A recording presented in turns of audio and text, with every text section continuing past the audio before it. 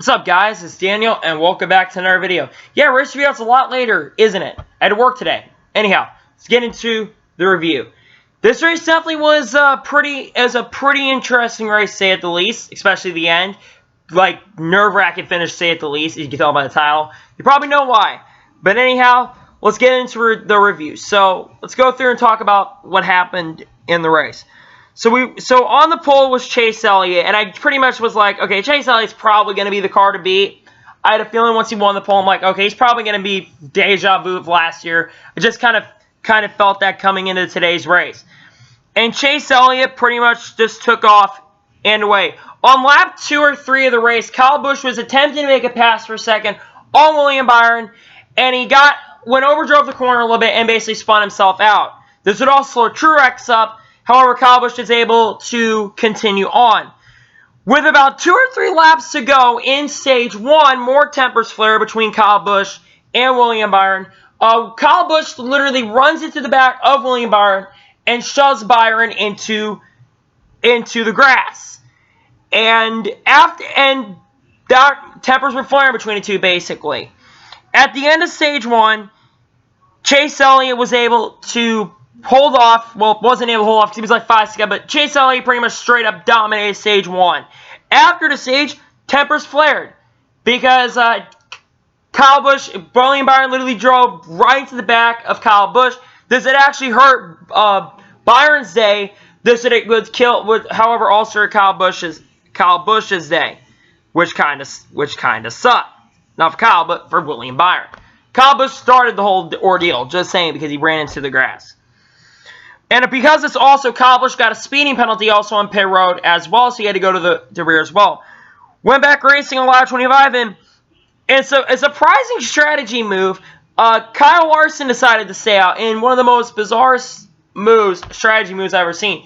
However, it did work out for a little bit, but on lap 29, on about 6 laps into the run, Chase Elliott was able to pass Kyle Larson for the lead. On lap 34, the next caution came out for the second time, would come out for the 77. The 77 basically spun out, had fluid that was restored in the 77 this week, the Spire car.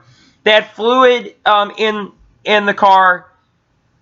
They basically had fluid in the car pretty much, and they were leaking fluid onto the racetrack. So that would be the caution with 4 laps to go.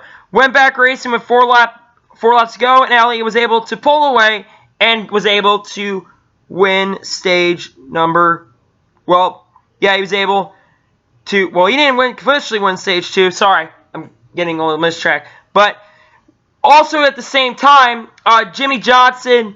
Well, no, this didn't happen. Jimmy Johnson didn't happen there. What am I talking about? Bubba Wallace basically wrecked off of turn 5, got into the outside tire barrier, bringing out the third caution end of stage 2. Chase Elliott won. Mark Truex Jr. got 2nd, Harvick 3rd, Boyer 4th, Hamlin 5th, Keselowski 6th, Bowman 7th, Eric Jones 8th, 9th was Ryan Blaney, and Jimmy Johnson was 10th and last. Went back racing with 47 laps to go, and Chase Elliott pretty much took off again as well. However, Mark Truex Jr. was right behind him. That's right, Mark Truex Jr. got the lead, was able to get closer to Chase. Sorry, jeez, I'm messing up my words today. But yeah, basically they battled for a little bit, and then Chase just basically took off again. Then green flag pit stops took place on lap 59 with 32 laps to go. They were taking place a few laps later. Yeah, guys like Boyer and Keselowski and those guys were pitting. But Mark Truex Jr. was able to get by Elliott because Elliott pits with 32 laps to go. Truex only stays out for one more lap longer because he's like, okay, I'm going to lose way too much time. And Chase, the next lap after Truex comes out, just takes off and pulls like a second away. And then Paul Menard has the lead for a few laps because he stays out because of strategy. And the final caution before the end of the race, a lot of stuff happens. So the first incident is the reason the caution came out. Basically, Bubba Wallace and Kyle Busch got it into it. Kyle Busch basically was running into Bubba, while Bubba and Kyle were running back and forth from each other down the straightaway.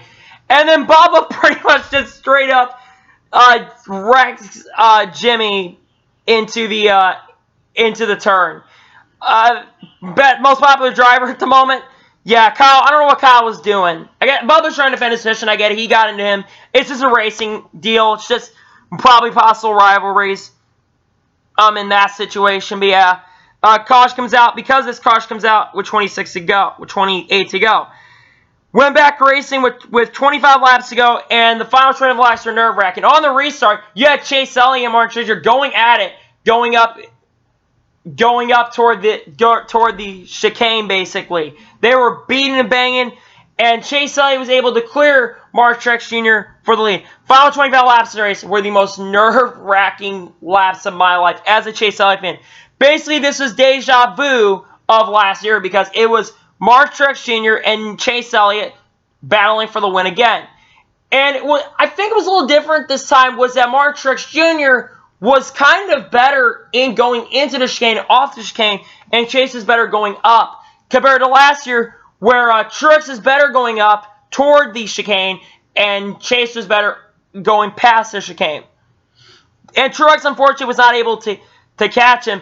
As a Chase Elliott fan, I was literally praying, come on, Chase. Come on, dude. You've got this, man. Come on, bring it home. Because Chase Elliott is my second favorite driver. My favorite's Kyle Larson, if you didn't know. But Chase Elliott is one of my favorite drivers. And seeing Chase lead, it's been frustrating. It was very nerve-wracking. I like Truex, too. Truex is next in line, but I got to root for Chase Elliott in that situation because it's a Chevy, and I'm more of a Chevy fan than Toyota. Not shitting on Toyota or anything, but whatever. Basically, Chase Elliott and Truex are going at it. You have Truex gaining, then Chase pulls back. Truex gaining, Chase pulls back. Final lap, Chase is able to hold off Mark Truex Jr. And Chase Elliott, just like last year, does it again. He goes to victory lane for the second time this season and breaks that 2-month streak of not finishing in the top 10. Finally, Chase Elliott has success. It's been since Pocono, the first Pocono race. And he finally goes out and wins. It continues the streak for that matter where we've had different winner in each race. I think this is 9. We're 9 for 9 now in different winners going back to Pocono. That's pretty impressive. That's honestly got impressive. But yeah, it's about time Chase Elliott scored a fucking win. Let's go! Really excited right now. Chase Elliott finally scored a win again. He did it again. I know it's only been like 10 races, but Chase won again. 5th career win. Really cool. So yeah, Chase Elliott wins. Best car in the field. No question about it. Led 80 of the 90 laps. Dominated. The only driver that could beat him was the second place finisher, probably Mark Truex Jr. He just didn't have enough for Chase. But they were the two best cars, definitely in the field. Truex, very great run in second. He's going to get a win soon again. He's going to go back to finish line for the 5th time this year, pretty soon. 3rd place, Denny Hamlin. Pretty solid day for Hamlin. Continues that good streak of really good runs. You know, he won at Pocono last week. He had a really good run in New Hampshire. Now he's coming alive later in the season. We may be seeing him as a possible driver that could end up maybe going into the Final Four. Aaron Jones, another solid finish. 4th place. 4th straight top 5 finish. Aaron Jones, I think, is going to be good for the playoffs now. If he has if he was in any position to be, you know, out of the playoffs, I think he's going to be in the playoffs now. He's been so good. That's a proof that the driver's really good. It's just that the crew sucks at that team a lot earlier in the year. Ryan Blaney got 5th. Solid run for Blaney. Really, really solid run for him. Good job by Blaney. Matt DiBenedetto got 6th. What can you say? He's good at road courses. He didn't think he was good at road courses. Like, how did I get 6th place finish at freaking Watkins Glen? He did. I mean, great run for Matt DiBenedetto. And another solid run for that team, you know. He's kind of been recently, all of a sudden, been coming alive. He may end up maybe solid, might get a top 20 in standings by the end of the year. I don't know if it'll happen, but if he continues to have runs like this, you never know. Kevin Harvick, 7th place finish, solid run. Kyle Larson, 8th place. That's another guy that's kind of on the bubble. I think now he's in a much better... I think he's like 45 to 50 points going into next week at Michigan. And it could be a track where he can do good. 8th place. I say that's a really good day for Larson. Another top 10. Good job, Larson. 9th place, Brad Keselowski. Okay, Keselowski got a 9th place finish. And then Kurt Busch, solid 10th place. Let's go through our results. Kyle Busch got 11th. He didn't make a lot of friends today. He got into Byron. He got into it with Bubba. He got into it with the rookies of 2018. Kyle Busch got 11th. I would say, you know, for the day that Kyle had, 11th place he take it. Plus, I believe he's now the regular season points leader. We'll look at that shortly. Eric Almirola 12th. I picked him as I didn't really pick him. I was gonna pick if there was a driver I may have picked who was gonna suck. It was Eric Almirola. 12th place, solid run. 13th goes to Chris Buescher. Another solid top 15 run for the JTG Doherty driver. His other teammate we'll talk about a little bit. Not much, just bring him up. Alex Bowman 14th. Ricky Stenhouse Jr. got 15th. Michael McDowell, another road course ace, got 16th. Not a bad run. He's the best driver in the Bob Jenkins team. That doesn't really say much, but whatever. Daniel Suarez, 17th, needs to really do better. He's like 40 to 50 points now out of the cutoff. I think he's going to have to pretty much win one of these next 4 races to even make the playoffs. I'm just pointing that out. Paul Menard, 18th. Not a great day, to be honest. Jimmy Johnson, 19th. I think Jimmy had a top 10 car. He was early in the race, really, really good. And then they went on that strategy, and it just killed them because it's hard to get by cars. You can pass in this track, but the tires evened out so quickly that it was much harder to pass. And then Clint Boyer got 20th. A driver's kind of on the playoff cutoff line. Got to do better. William Byron 21st, despite having damage, came on 21st, but not too bad.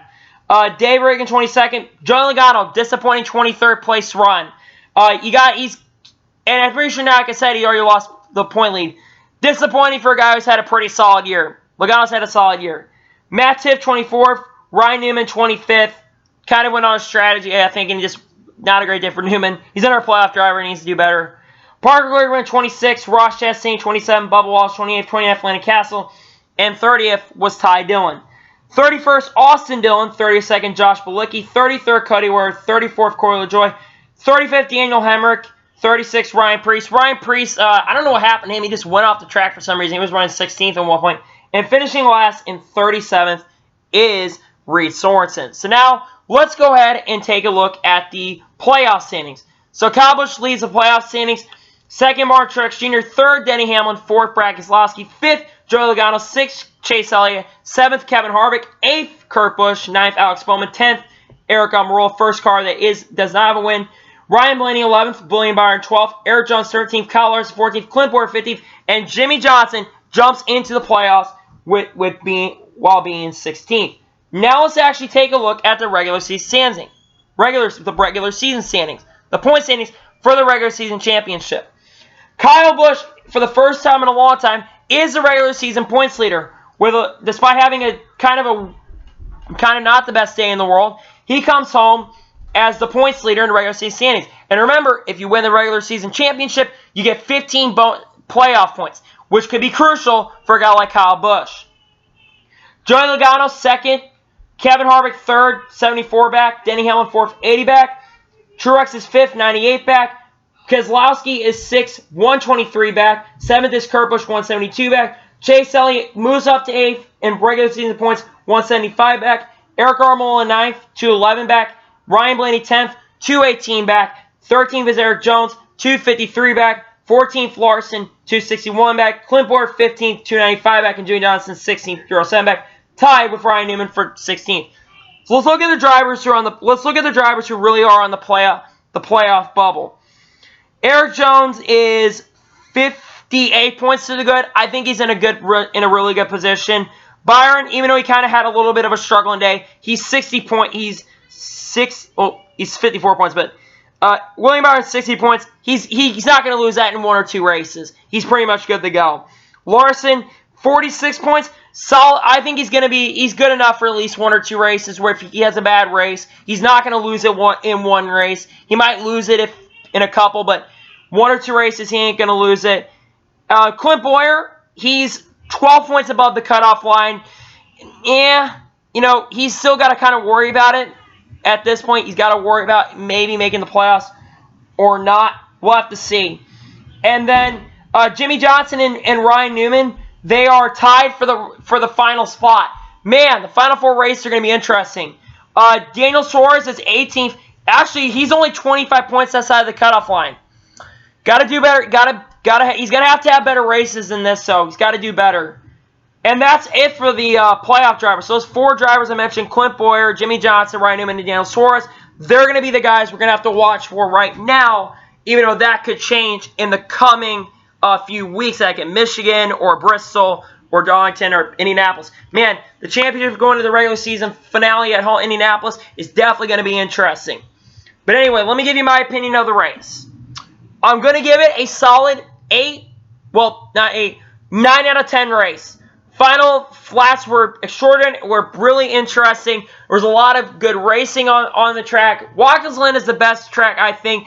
I think it puts on the best show when it comes to actual road course racing. Not saying the Roval isn't a road course, but I think it's going to be fun when we go to the Roval too. But this race is definitely exciting. In the final 30, 40 laps, as a Chase Elliott fan, it doesn't change my opinion of the race. I thought the race was pretty good. These two were just so fast that no one was going to catch them today. I knew that they had the 2 best cars in the field. They clearly did. 9 out of 10 race for me. Chase Elliott, finally, back to victory lane. Let's go, dude. Let's go. Anyway, only thing, guys, for watching this video, please like and subscribe to the channel. Turn notifications on so you can be notified when a video goes on my channel. And just share this video out to whoever. Let's get this channel up to 50 subscribers. We're actually kind of close to reaching to 50, and if we can do that, I would really, really appreciate it. Follow me on Facebook and Twitter, links in the description below for that, and comment below your opinions on the race. What did you think about the race today? Let me know in the comments below. Anyway, guys, that's going to be it. Thank you guys for watching the video, and I'll see you guys next time. Take care, everybody.